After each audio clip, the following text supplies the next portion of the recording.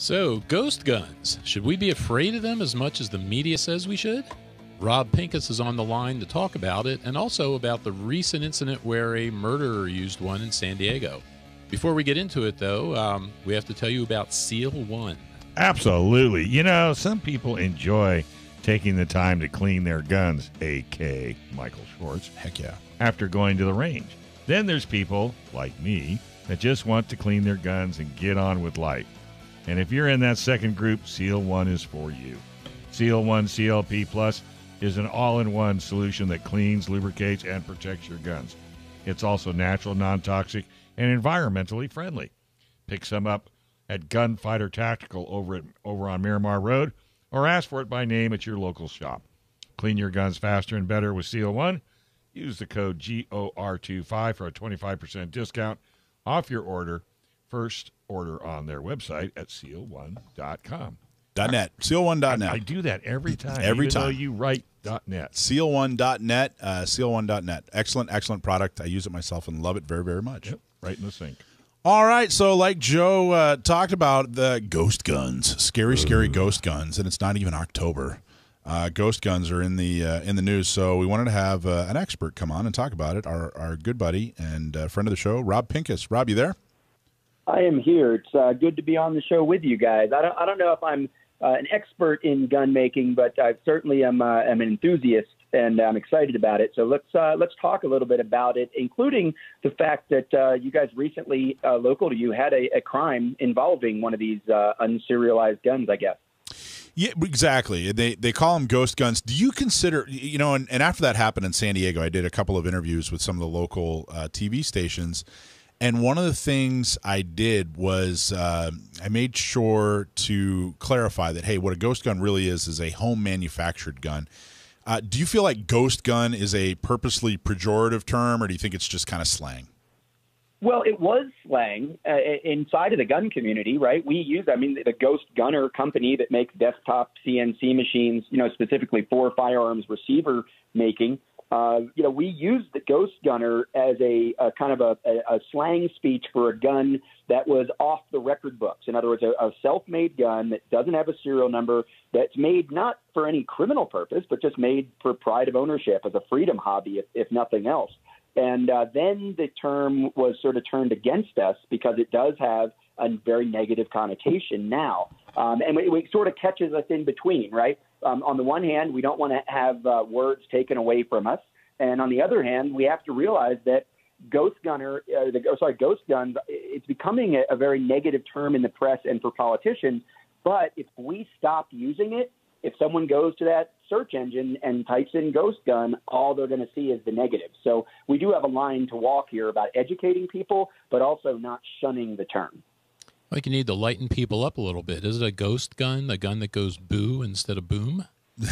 right. There you go. Just drop the M. Well, you know what? I hate to say this, but Did you just make that up, Joe? Yeah, he did. We're totally going. Nice. Well, it's no different than building a hot rod from the ground up. Yeah. If you go and you build your own chassis, you put your own tires and wheels, your suspension, your engine, your body, and you build it yourself, it's a ghost car if it's not serialized. That's a real term? Yeah, well, you could kill people with it. You could drive over people with it. So, it's just, it is kind of like that. Back in the 60s, everybody was making a hot rod. And then, in the 80s, people were making like home studio, audio visual. Then in the 90s, people were making their own computer. And now, hot rods are, ARs. Exactly. I don't know. None of them say boo. None of them say boo. I know. You want one that says boo. So, Rob, when someone asks you, well, why do people do this? Why do people make, our home manufactured guns? Why do people have guns that are unserialized? What's your, not that you have to have a need. You don't have to justify what you do. But what do you tell people? How do you explain, hey, this is why people are doing that?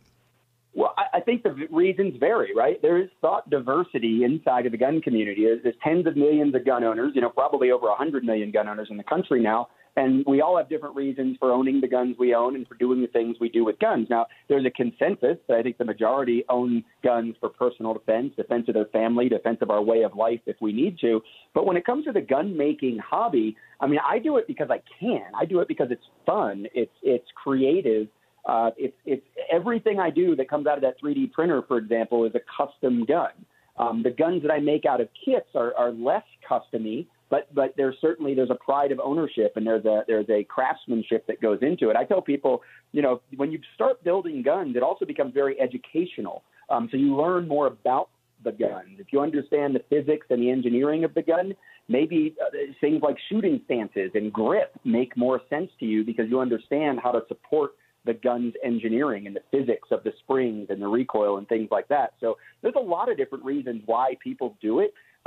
Again, for me, I mainly do it because it's fun. It allows me to customize guns and allows me to tinker with design and tweak grip sizes and frame shapes that better fit my hand. I wish that there wasn't a prohibition against selling them because I'd enjoy making guns, for my daughter or making guns for friends that had certain needs in terms of hand shape, hand size. And I think that's one of the things that's going to come in the near future with the advent of 3D printing and with the quality that you can now get out of 3D printers that are fairly priced. I think we're going to see more and more gun companies start selling more customized guns to individuals. Now, they'll still be serialized, right? And obviously in California, everybody who makes a gun is supposed to get a serial number from the state. Yep. So I don't think the only reason to do it is to keep the guns off the books. Certainly there are people who do it for that reason, but I have to think that's a real minority. So, and that's another, there's a couple of really important points that you just touched on. One, if you home manufacture a firearm, that firearm, you cannot sell it. You can't sell that firearm, correct? Correct. And now in California, it's explicitly illegal to sell a home manufactured gun, as I understand the law there. Right. But generally speaking, the rule, it's the same rule as a straw purchase. If you go into a gun shop and you buy a gun with the intent of going out into the parking lot and saying, hey, I just bought the last one, anybody want to buy it for $50 over retail, you are committing a crime. You bought Right. a gun for the intention of selling it, and you're not a licensed dealer. Same thing if someone says, I can't buy a gun because of my criminal record, will you go buy one for me? And if you go buy one from you lie on the 4473 and you commit a straw purchase crime, then you're already doing something wrong. Well, making guns and selling them is the same way. Now, I do have a manufacturer's license, but what I do with 3D printing and kit building is just for my own personal use. If I were to manufacture a gun for sale, I would have to do it under my manufacturer's license, under Avidity Arms, and put a serial number on it, and then it would be logged. So there is a gray area there, right? Because if I buy a gun and I keep it for 6 months and I decide I don't like it and I want to sell it to a friend in a state where private transfers are legal, or if I want to take it to a dealer and sell it to a dealer or sell it through a dealer to somebody else, that is perfectly fine. That's not a straw purchase because I didn't buy the gun with the intent to transfer it to somebody else. We can do the same thing in most states with manufactured guns. If I make a gun and I decide that I don't like it or I've got too many guns, I stutter to say that. I don't know how that would happen. But if I ended up thinking, I've got too many guns today, I need to sell one of these, and I decided to sell one of them, that is technically possible. And there are two other things that people need to know and repeat when it comes to home manufactured guns. One is if you're a prohibited person, meaning you can't legally own a gun, then you cannot legally manufacture a gun at home. You can't make a ghost gun. You can't home manufacture a ghost gun. That is not a loophole. If you are a prohibited person in all 50 states, you are unable to home manufacture a firearm, right? Right. So this kind of gets into the whole freedom issue and the rights restrictions issue, right? So if someone is already breaking the law, like if somebody breaks into a car, steals a gun out of a car, and then goes and commits a robbery or a murder or a spree killing, then they were already violating the law. And this is one of the problems with a lot of gun restrictions. When you say to somebody, we're going to tell you that ghost guns are a loophole by which felons get guns, that's really disingenuous because there's a whole bunch of different ways prohibited people can get guns. And I got to tell you, most of them are a lot easier than making your own gun. And the other thing about home manufactured guns, you can't home manufacture a gun that would be illegal to purchase, any other way. So if there is a certain configuration that is illegal, home manufacturing it does not get you around those laws, right? Right. The laws are the same. So imagine if you wanted to have a short-barreled rifle, for example. If you're in a state where short-barreled rifles are legal, you can manufacture a short-barreled rifle, but you would have to apply for a tax stamp just like you would if you were going to buy one from someone. So and the same thing for suppressors. You can make your own suppressor, but you have to fill out a form and pay a $200 tax stamp, and of course that would have to have then a serial number and be entered into the NFA registry with the BATFE. Great. What do you think should happen? I mean, do you think they should? Do you think anything should happen with home manufacturing laws, or where are we on the subject? Do you think we have all we need? And then let's have you answer that at the beginning of the next segment. Yeah. Does that mean Forged and Fire is going to be taken off the History Channel? Because you can make knives, axes, all sorts of things. I'm just saying. Self-defense and emergencies, they can happen to anyone, and there's no guarantee that the justice system will be on your side. Gun owners should have coverage for the legal battle after your self-defense battle. While you protect your family and property, U.S. Law Shield is here to defend you 24/7, 365 days a year, with a comprehensive self-defense coverage at an affordable price. Bad guys don't take days off, and neither does our coverage. Hey, guess what, Gun Owner Radio listeners? You can get a free T-shirt when you join.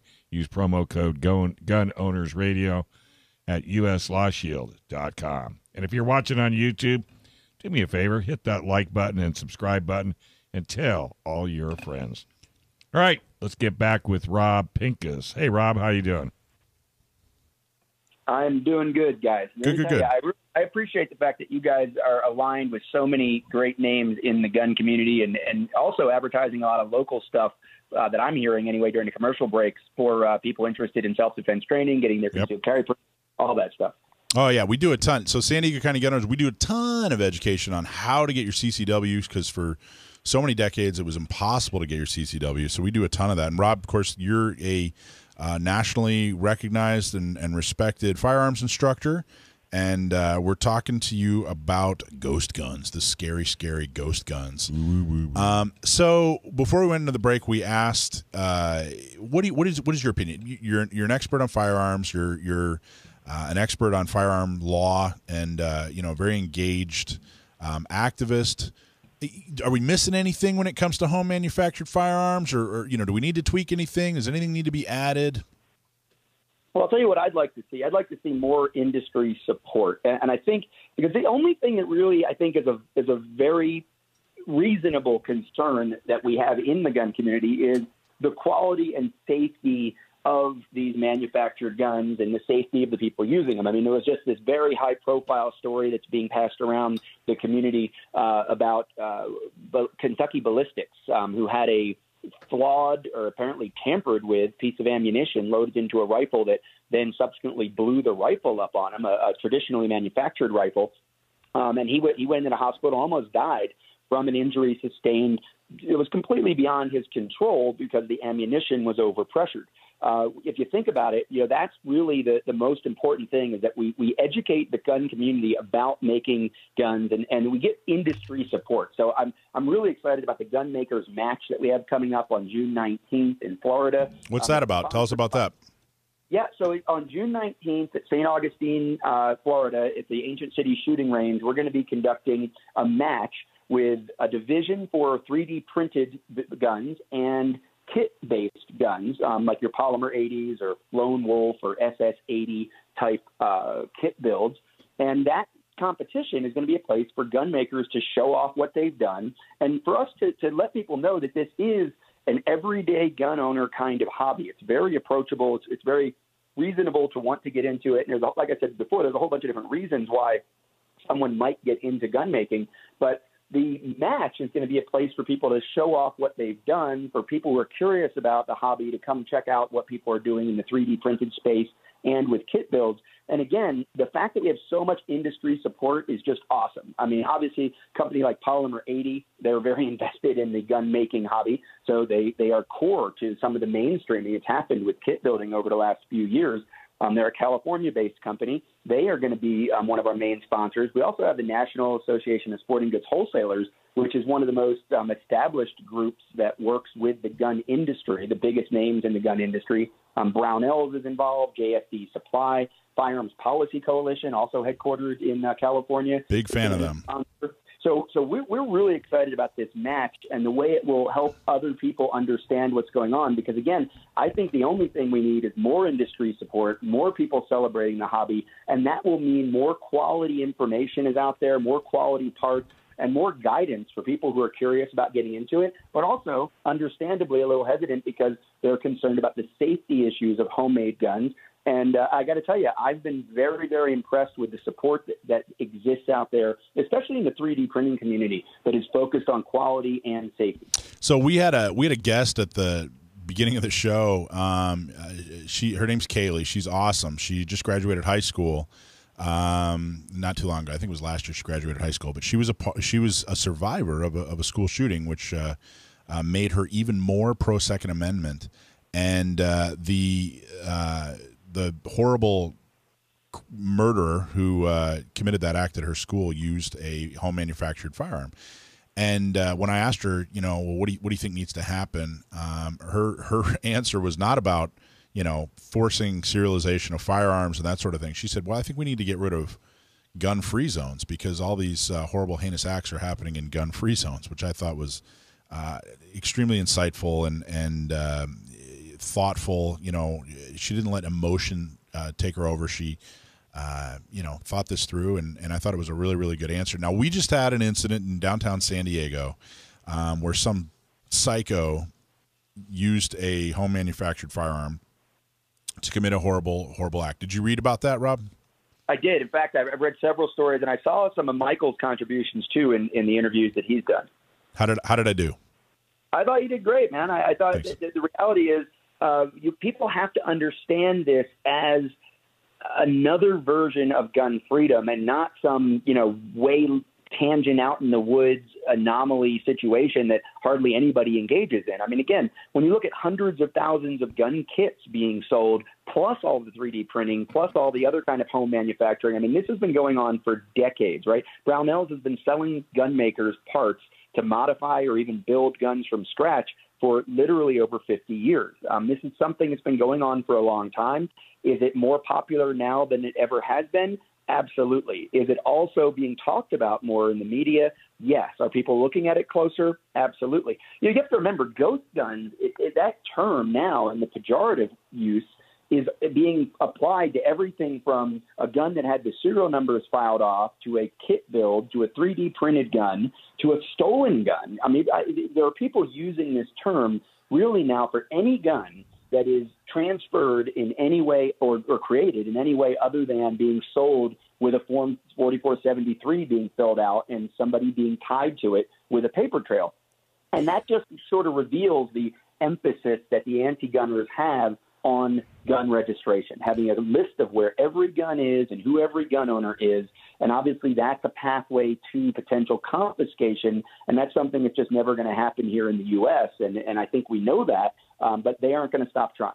So are you inviting the media, the MSNBC and CNN, are you inviting them to the match to actually get the true story on homemade firearms?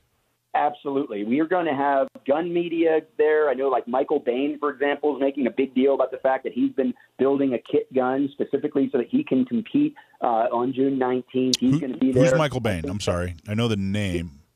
You might have heard of him. He's been probably the most prolific gun TV guy over the last 30 or 40 years on the Outdoor Channel. Oh, yeah. Michael. Okay, got it. Yeah, so he does Gun Gallery. Yes. And his thing that I did with him was the Best Defense. We started the Best Defense in 2008, I think, and that show ran for a decade on Outdoor Channel. But he's now doing direct to the internet television production. He's independent now, and he's going to be down there covering the match. And we're also going to have some mainstream media. In fact, I think people generally think of Vice News as left-leaning, but they've done some very fair reporting on firearms and firearms owners in the past, and they're going to be coming down to the match as well. So, so the chief of police in San Diego, Nieslet, he came out the week after, was basically ordered by the city council to come out and, give a report. And he said it's like 120% increase in unserialized firearms that they're finding on criminals. And part of the point I made to the media was, okay, well, then he's admitting that the gun laws, because they're supposed to be serialized, especially in California, and they're basically, Biden is taking that blueprint for the California blueprint and trying to spread it to 49 other states. If the chief of police is saying, hey, all this is happening, isn't he basically proving that it doesn't work? Do you agree with that? Yeah, I think that there's definitely an indication there that the current measures aren't working. They're aimed in the wrong direction. They're aimed at responsible gun owners. They're not aimed at criminals, and that's obviously a problem from go. The other thing we have to realize is that a 120% increase, when people haven't been paying attention to this in the past, may not be all that much. Rob, it's too difficult to take guns away from criminals. We have to go after the law-abiding citizens. Well, I will agree to disagree on that one. Hey, Rob, do you have where can people find out more about you, man?